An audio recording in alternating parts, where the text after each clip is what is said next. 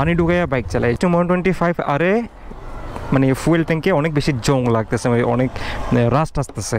তো এই জিনিসটা আপনাদেরকে সরাসরি দেখাই। চাইনিজ বাইক ব্যবহার করেন তাও কোনো সমস্যা না। যারা ফুয়েল কোম্পানি রয়েছে এদের যে সিন্ডিকেটটা, এই সিন্ডিকেটটা আমাদের সকলের পকেট থেকে গাদি গাদি টাকা নিয়ে যাচ্ছে, কিন্তু আমাদের মানসম্মত ফুয়েল প্রোভাইড করছে না। এতে হচ্ছে কি, এতে আমাদের সমস্যা হচ্ছে, আমাদের ক্ষতি হচ্ছে, আমাদের বাইকের ক্ষতি হচ্ছে, আমাদের পকেটের টাকা নষ্ট হচ্ছে। পাশাপাশি যারা কোম্পানি রয়েছে, বিভিন্ন বাইক ইন্ডাস্ট্রির যারা বিভিন্ন ধরনের কোম্পানি রয়েছে, যারা ভালো বাইক প্রোভাইড করার চেষ্টা করতেছে, তাদেরও বদনাম হচ্ছে। আলটিমেটলি বলা হচ্ছে যে তাদের বিল কোয়ালিটি ভালো না, হ্যানতেন। ফুলকে আছে E20 ইথানল সাপোর্টেড যে বাইক রয়েছে, এই বাইকগুলো বাংলাদেশে চলার উপযুক্ত ফুয়েল কি আছে বাংলাদেশে? আদৌ নাই। এই বিষয়গুলো নিয়ে আমাদের সকলের সচেতন হওয়া দরকার। অনেকেই বলতেছে যে হিরো এক্সট্রিম 125 আরে মানে ফুয়েল ট্যাঙ্কে অনেক বেশি জং লাগতেছে, অনেক রাস্ট আসতেছে। তো এই জিনিসটা আপনাদেরকে সরাসরি দেখাই। 5230 কিলোমিটার বর্তমানে এই বাইকটা রানিং। ওনার যদিও আমাদের দেশে ফুয়েল অবস্থা একদমই ভালো না, সম্পূর্ণ ভেজাল ফুয়েল দিয়ে ভরা সব কিছু।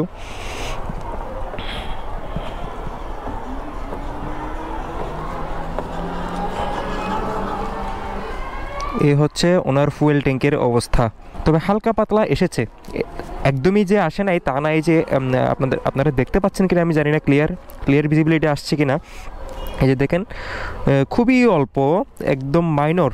এটা রাস্ট অক্সিজেন, আসলে অক্সিডেটিভ রিঅ্যাকশনের কারণে এটা হইতে পারে টুকটাক, তবে আসছে হালকা পাতলা। ভিতরে কোনো রাস্ট নাই, ভিতরে কোনো রাস্ট আমি দেখতে পাচ্ছি না, ভালো করে দেখেই বলতেছি।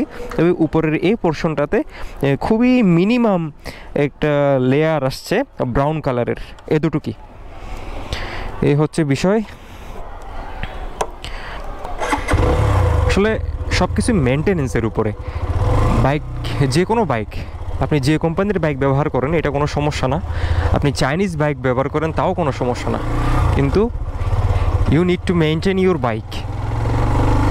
মেনটেনেন্স অনেক বড় একটা ব্যাপার। মেনটেনেন্স সঠিকভাবে করতে পারলে বাইক 10 বছর 15 বছর কিচ্ছু হবে না।